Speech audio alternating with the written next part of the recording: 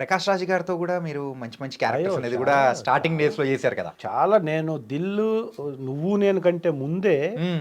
Real story అని ఒక cinema చేశానండి. Yeah. రియల్ స్టోరీలో అతను పోలీస్ ఇన్వెస్టిగేషన్ ఆఫీసరు నా కోసమే, స్వామి అని ఒక డ్రైవర్ కోసమే సినిమా అంతా ఎత్తుకుతుంటాడు ఆయన. స్వామి క్యారెక్టర్ నేను చేశా. కార్ డ్రైవింగ్ రాకముందే కార్ డ్రైవర్ క్యారెక్టర్ చేశా 99లో. అదే ప్రకాష్ రాజ్ గారితో మొదటి సినిమా. మ్మ్. అక్కడి నుంచి చాలా సినిమాల్లో చేసుకుంటూ దిల్లు అయిపోగానే వెంటనే యజ్ఞం అయిపోగానే వెంటనే సంక్రాంతి, మ్మ్. ఇవన్నీ ప్రకాష్ రాజ్ గారి కాంబినేషనే. తర్వాత ఇప్పటికి కూడా ప్రకాష్ రాజ్ గారు కనపడితే నేను, మ్మ్. బృందావనం కూడా ఆయన కాంబినేషనే, జూనియర్ ఎన్టీఆర్. Yeah. ప్రకాష్ రాజ్ గారితో నాకున్న ఒక ఇన్సిడెంట్, ఒక గొప్ప ఇదేంటంటే ఈ సందర్భంగా గుర్తు చేసుకునేదానికి, మ్మ్. ప్రస్థానం అనే సినిమాని తమిళ రైట్స్ ఆయన కొన్నాడు అప్పట్లో. ప్రస్థానం సినిమాలో జీవా గారిని చెప్పుతో కొట్టి ఒక డైలాగ్ ఉంటుంది నాది.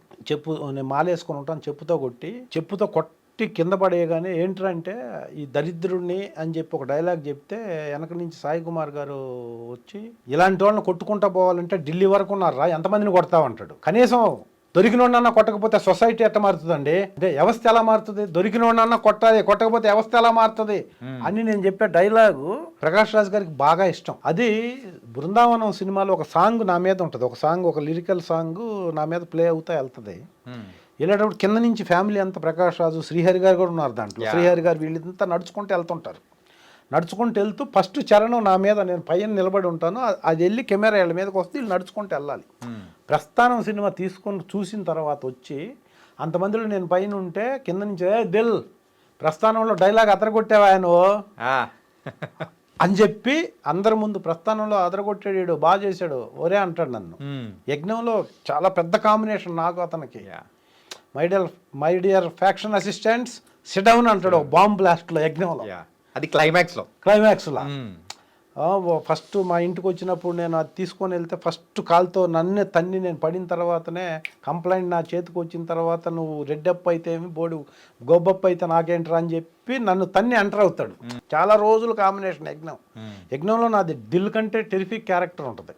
లాస్ట్లో ఏమి సేమలో శత్రువులు కనపడితే కలపడాలని మీరేగా చెప్పినదే, మరి కనపడినారు కదా కలపడరే అని చెప్పి గుడి దగ్గర డైలాగ్స్ రాయలసీమ భాషలో ఇలా అక్కడ చెప్పి మళ్ళీ దిగిన తర్వాత, దిల్ నేను ప్రస్థానం కొన్నాను, సూర్య డేట్లు ఇస్తే నేను సినిమా చేస్తాను, బట్ నీ దుర్గా ప్రసాద్ క్యారెక్టర్ నువ్వే చేయాలా, అదరగొట్టేవు అన్నాడు. అని డెఫినెట్గా నీకు ఒక ఫ్యూచర్ వస్తుంది, నీకు ఇలాగే చేసుకుంటూ వెళ్తుండే వస్తుంది.